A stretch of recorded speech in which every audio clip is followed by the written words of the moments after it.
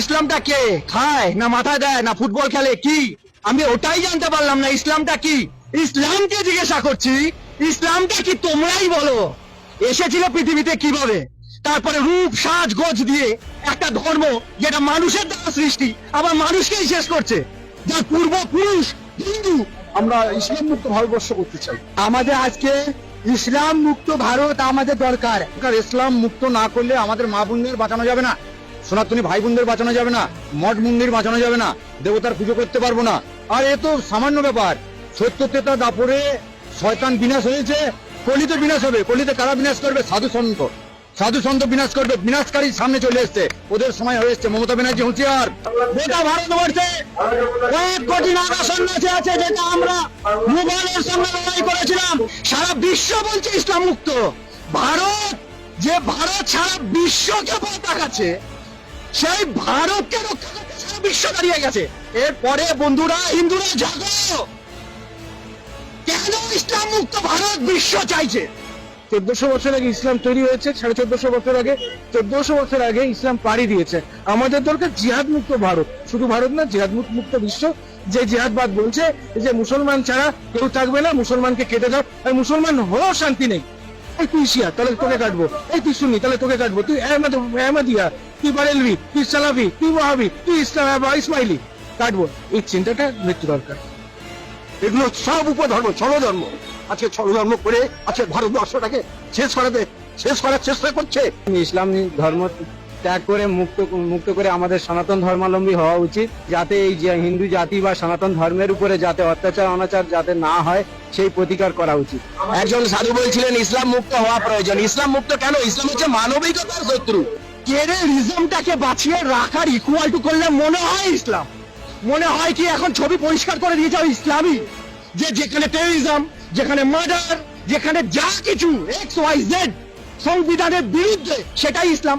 ভারতবর্ষ কোনোদিন ইসলাম ছিল না, ইসলামের শাসনও ছিল না, কেউ ছিল না। কারণ আমরা যদি দেখি ভারতবর্ষের ইতিহাস, সেখানে ছিল শুধু সনাতন ধর্ম। আমরা হিন্দুরা বুঝিনি, যার জন্য আজকে এপারে 35% হয়ে গেছে 6% থেকে। আমি সুমন্ত চক্রবর্তী, পূর্ব বর্ধমান জেলার 31 নম্বর ওয়ার্ডে আমার নিজস্ব প্রত্যেক বাড়ি ছিল।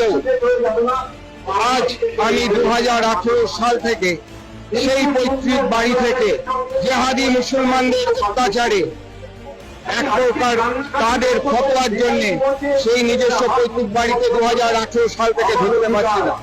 আজকের যে হিন্দু সনাতন ধর্মটা কোথায় যাবে? আজকের হিন্দু সনাতন ধর্ম কোথায় যে দাঁড়াবে? ইসলাম বলে কোনো কথা ধর্ম ছিল না।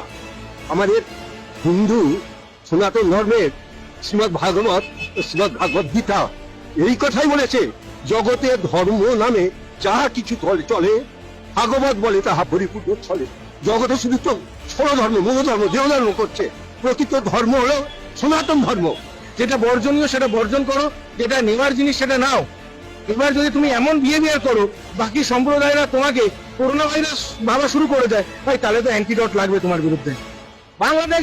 বাংলাদেশের সংখ্যা লঘু আমরা, সেই জন্য ওরা যার খেয়েছে, যার পড়েছে, তাকেই আজকে কারাগারে ভরে দিয়েছে। কিন্তু ভারতবর্ষ অত সোজা না। ভারতবর্ষ দিদিমণির ভারতবর্ষ না, ভারতবর্ষ সাধু সম্প্রদায়ের ভারতবর্ষ, ভারতবর্ষ ক্ষুদিরামের ভারতবর্ষ, ভারতবর্ষ আমাদের নেতাজির ভারতবর্ষ। সুতরাং দিদিমণি যতই নাচুক ঢাকের তালে তালে, পশ্চিমবাংলাকে মুসলমান করতে পারবেন না। আজকে যখন সনাতন মা মাটিদের মানুষের অত্যাচার হচ্ছে, তাদের শাড়ি খুলে তাদের নির্যাতন করতেছে। আজকে সন্দেশখালী কি হয়েছিল? আজকে সন্দেশখালী মা মাটির মানুষদের আজকে তাদেরকে নিয়ে ক্লাব ঘরের ভেতরে নির্যাতন করে তাদেরকে কেটে ফেলে ছুঁয়ে আসতেছে। এটাই হচ্ছে ইসলামের সাধন। আর ওয়েস্ট বেঙ্গলে আমি জোর গলায় বলছি, এই মুখ্যমন্ত্রী মমতা ব্যানার্জি, তিনি হচ্ছেন এর পূর্ণ মদত দিচ্ছেন।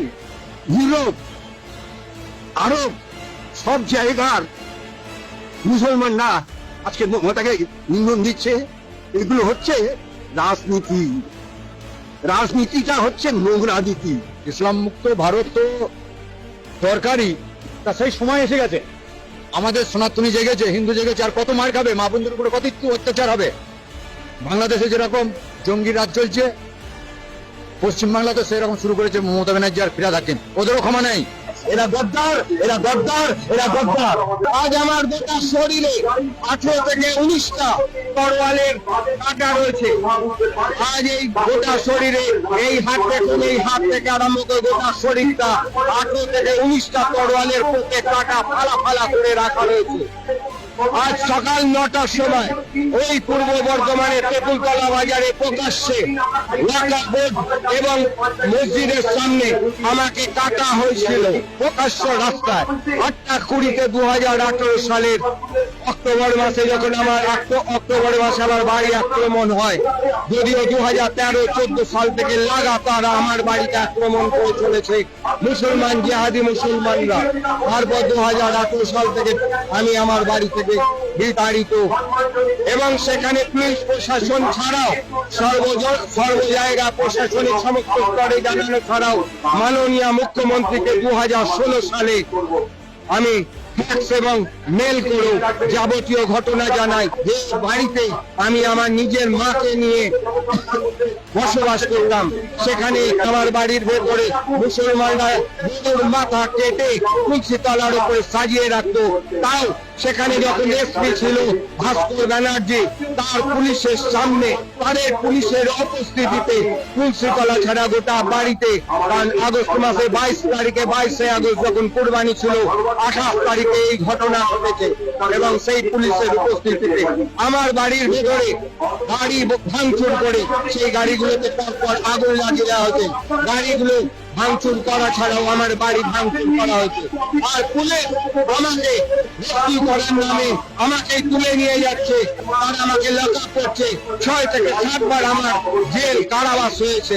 এই টিএমসি তোষামুদ্দি এম্পায়ার মুসলিম সিপার কমিউনিটি এই সরকারের দাক্ষিণ্যে, এই মমতা ব্যানার্জি বা মমতা ব্যানার্জি দাক্ষিণ্যে আজ উনি হিন্দু সাজার জন্য যিনি বোরখা পরে হিজাব পরে 2011 সালের 20 মে থেকে চালিয়ে এসেছেন, নিজেকে এক প্রকার বেগম হিসাবে দেখিয়েছেন।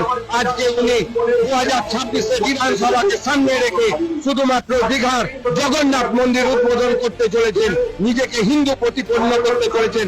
প্রশ্ন, আপনার ডিএনএ যদি করা হয় আপনি ব্যানার্জি না বেগম, সেটা আপনার কাজের ধারায় সাধারণত মানুষ, পশ্চিমবঙ্গের মানুষ সঙ্গত খুব ভালোভাবে বুঝতে পারছেন যে আপনি আর যাই হোক ব্যানার্জি নন, মমতা ব্যানার্জি নন, আপনি একজন মমতা বেগম।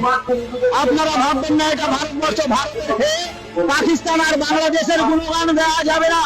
আমাদের এই ভারতবর্ষ আজ না হয় কাল হিন্দু রাষ্ট্রে পরিণত হবেই হবে। ইসলাম ধর্মটাকে মুছে দেওয়া দরকার, কারণ ওরা বলেছে যে সমস্ত হিন্দু সারা বিশ্বের কল্যাণের জন্য হিন্দু সর্বে বিশ্বজিনে সন্তু সর্বে সন্তু নিরাময়া সর্বে ভদ্রাণী পশ্যন্তু মা কশ্চিৎ দুঃখভাগ ভবেৎ। হিন্দু না থাকলে পৃথিবী বিশ্ব ধ্বংস হয়ে যাবে। সবাই নিজের নিজের গ্রুপ একতা এবং আর সম্প্রদায় নিয়ে ভাবে, কিন্তু হিন্দু বিশ্বের কল্যাণের জন্য ভাবে। আজকে রাস্তাঘাট মানে নদীর পাড়টার কোথাও বাদ নেই যেখানে মুসলমানরা বাস করে বসে আছে। তাকে প্রশ্রয় দিচ্ছে কারা? তাদেরকে প্রশ্রয় দিচ্ছে আমার এই শাসক দল।